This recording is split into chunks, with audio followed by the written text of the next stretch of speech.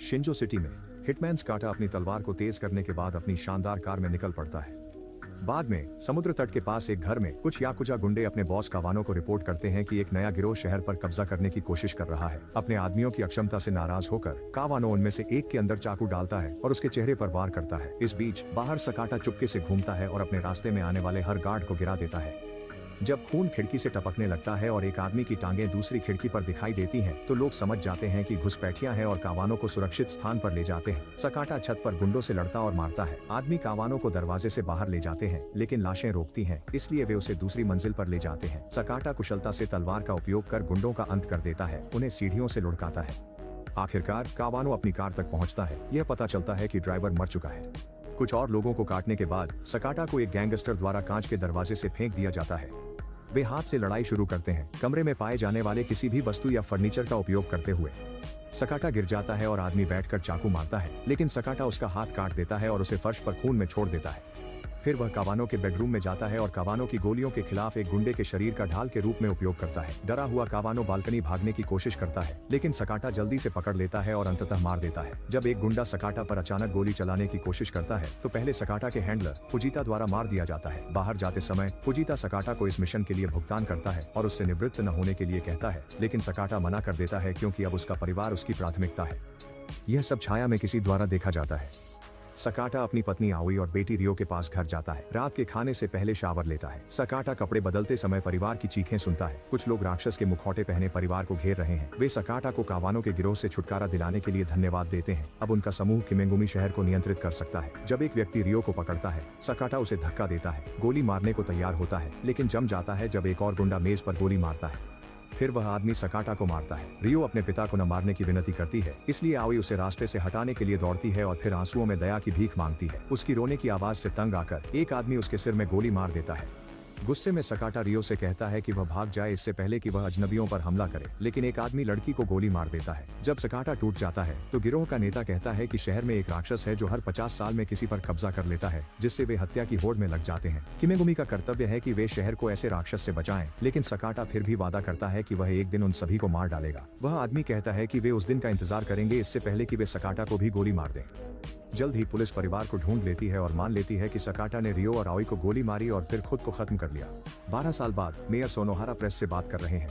वह समझा रहे हैं कि कैसे उन्होंने शिंजो सिटी को एक खतरनाक अपराध से भरे क्षेत्र से एक सुंदर प्रगति के स्थान में बदल दिया।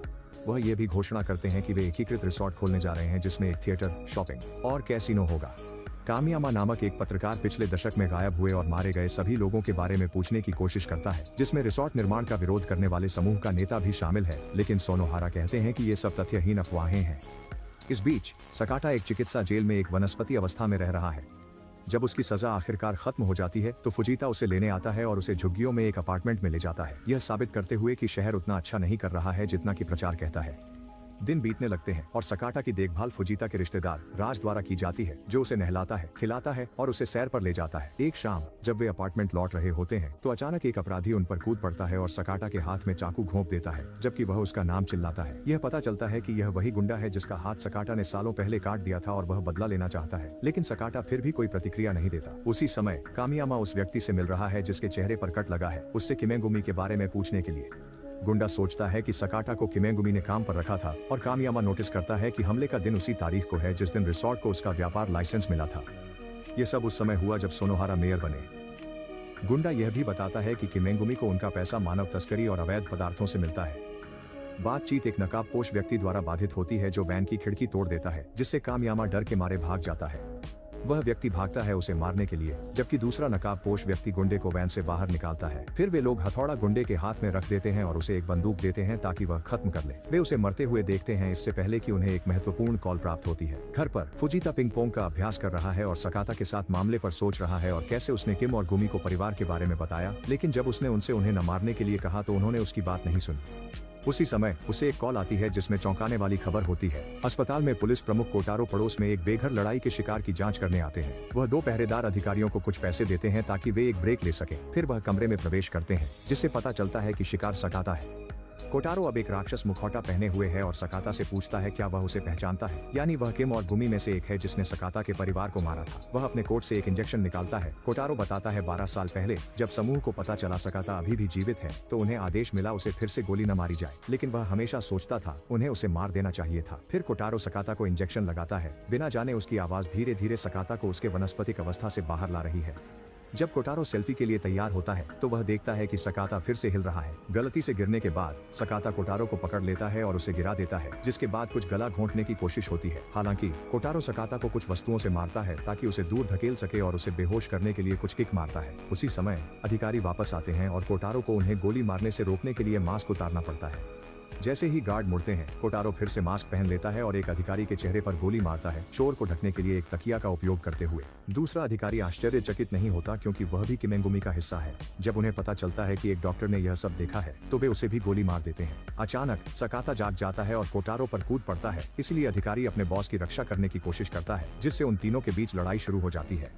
अधिकारी अंत में गिर जाता है और बिस्तर और दीवार के बीच फंस जाता है। कोटारो सकाता को लात मारता रहता है, जो अपने दुश्मन के सिर पर वार करने में सफल होता है, इससे पहले कि वह उसे चौथी लाइन से गला घोंटने की कोशिश करे। कोटारो अपनी रक्षा करता है और संघर्ष में वे अधिकारी को खिड़की से बाहर धकेल देते हैं। फिर सकाता फिर से चौथी लाइन का प्रयास करता है और जब कोटारो उसे हटा देता है तो सकाता बिस्तर की चादरों से उसका गला घोंट देता है।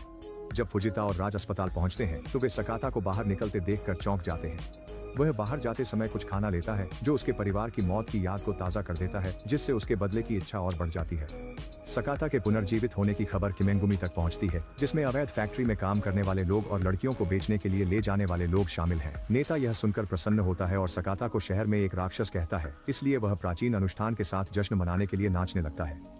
जल्द ही फुजिता को किमेंगुमी से एक संदेश मिलता है जिसमें उनसे सकाता की मृत शरीर लाने के लिए कहा जाता है। समूह फैक्ट्री की ओर जाता है और सकाता का शरीर एक बैग में डाल दिया जाता है, इससे पहले कि फुजिता और राज वहां से निकलें। जैसे ही बैग को एक कन्वेयर मशीन पर फेंका जाता है, सकाता बाहर आता है और एक गार्ड को मुक्का मारता है, फिर कमरे से बाहर चला जाता है। फैक्ट्री के मालिक ताकेमोटो कैमरों पर सकाता को अपने कई कर्मचारियों से लड़ते हुए देखते हैं और तुरंत गेट गार्ड को चेतावनी देते हैं, जो वैन पर गोली चलाता है।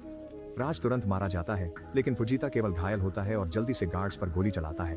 ताकेमोटो अपने उत्पाद का सेवन करने के बाद वह मास्क पहनता है जो उसे सकाता के परिवार के हथियारों में से एक के रूप में चिन्हित करता है। इस बीच सकाता फैक्ट्री के विभिन्न क्षेत्रों से गुजरता है, अपने रास्ते में आने वाले हर गुंडे को गिरा देता है। वह आसपास पाई गई वस्तुओं का उपयोग करके या यहाँ तक कि उनकी सिर को दीवार, रेलिंग और मशीनरी पर पटक कर एक कर्मचारी सकाता को एक लोडर ट्रक से उठाता है और उसे कचरे से ढक देता है, फिर उसे फर्श पर गिरा देता है, इसलिए सकाता उसे मारने के लिए एक चाकू फेंकता है।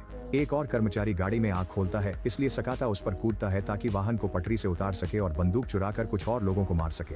कुछ कर्मचारी उसके साथ गाड़ी में कूद जाते हैं और सकाता उन्हें अपने चाकू से मार देता है, फिर वह गाड़ी के टकराने से ठीक पहले कूद जाता है। अब भी बदला लेने की भूख।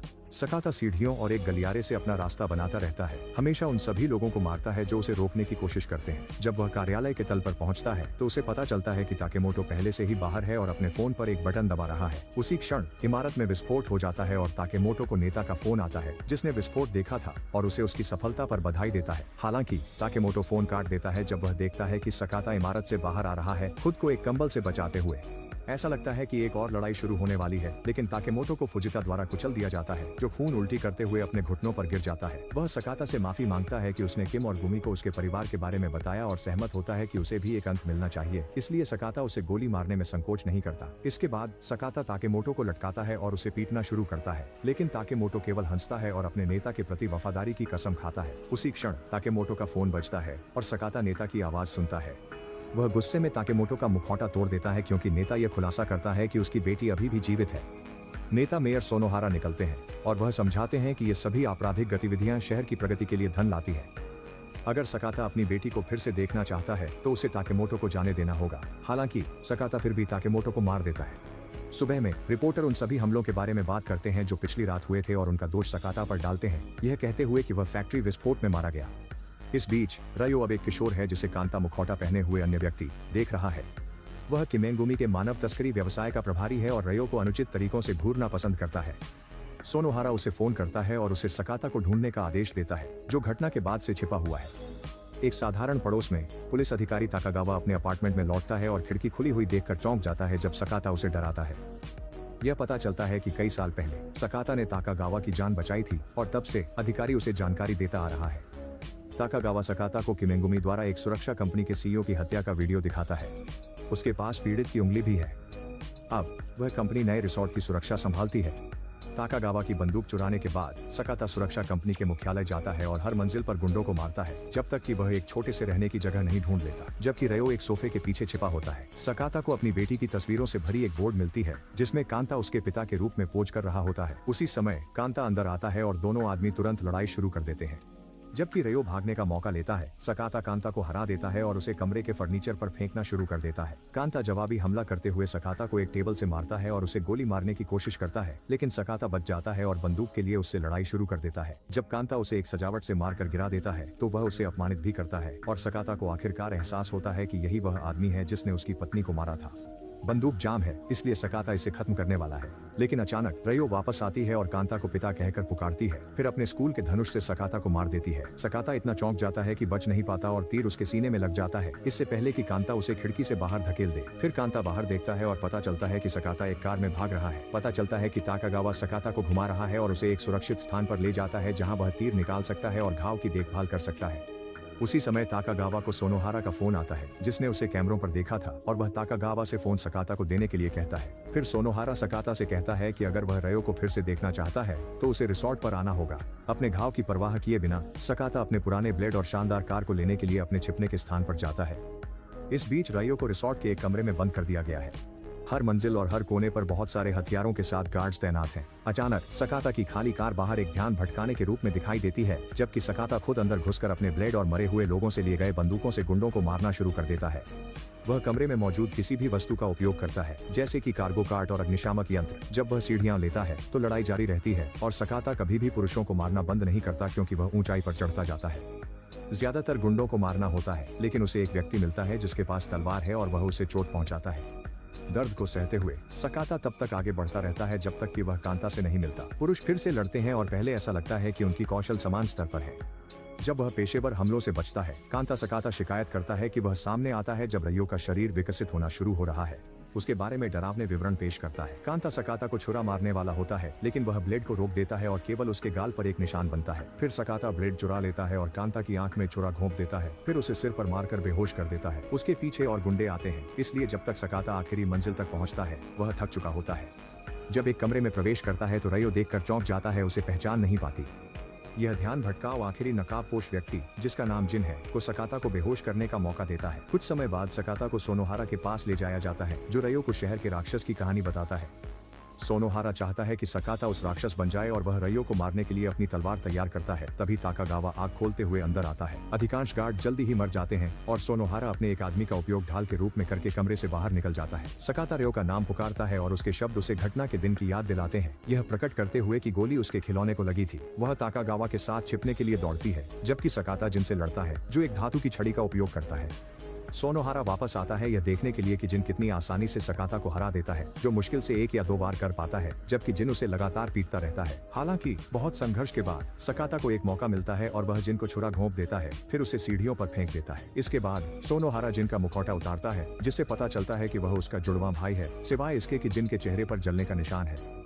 एक फ्लैशबैक दिखाता है कि कैसे उन्हें बचपन में अलग रखा गया था, लेकिन एक बार जब वे मिले तो जिन सोनोहारा कुछ भी कर सकता था, हत्या भी। इस बीच ताकागावा रियो के साथ इमारत से बाहर निकलने की कोशिश कर रहा है, जो अपने पिता के पास वापस जाने का फैसला करती है। अपना मुखौटा पहनने के बाद सोनोहारा अपनी तलवार से सकाता से लड़ना शुरू करता है। क्योंकि सकाता पहले से ही गंभीर रूप से घायल है, सोनोहारा के लिए उसे बार बार काटना आसान हो जाता है, जब तक कि वह सकाता का मुक्त हाथ नहीं काट देता। यह सकाता को रोकने के लिए पर्याप्त नहीं है, जो अपने कमजोर शरीर को घसीटते हुए और हमले करने की कोशिश करता रहता है। सोनोहारा उसके सभी प्रहारों को रोकता है, लेकिन फिर भी उत्साहित हो जाता है क्योंकि वह देखता है कि सकाता वास्तव में शहर का राक्षस बन गया है। दोनों आदमी एक दूसरे पर हमला करते हैं और एक दूसरे को छुरा घोंपते हैं, इसलिए सकाता सोनोहारा का मुखौटा उतार देता है और अंततः उसके सिर पर प्रहार करके उसे मार देता है।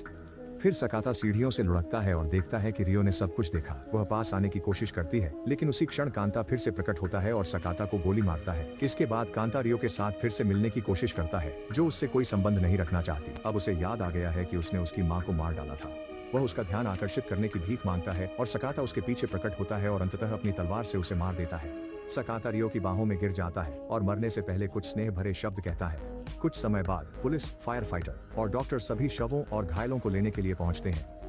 इन शवों में से एक जिन है, जो अभी भी जीवित है। रियो को एम्बुलेंस में इंतजार करने के लिए कहा जाता है, लेकिन जब सबका ध्यान बंटा होता है तो वह भाग जाती है। 1 साल बाद जिन अपने भाई होने का नाटक कर रहा है और अपने निशान के लिए सहानुभूति प्राप्त करके चुनाव जीतता है। एक साक्षात्कार के बाद जिन नेता का मुखौटा पहनता है और जंगल में एक मंदिर में एक अनुष्ठान करता है। उसी समय रियो वहां आती है और जिन पर कई तीर चलाकर उसे मार देती है। फिर वह अपने पिता की कार में चली जाती है जहां वह एक पारिवारिक तस्वीर रखती है। सुनिश्चित करें कि आप सब्सक्राइब करें और नोटिफिकेशन चालू करें ताकि आप इस तरह के और वीडियो देख सकें। देखने के लिए धन्यवाद।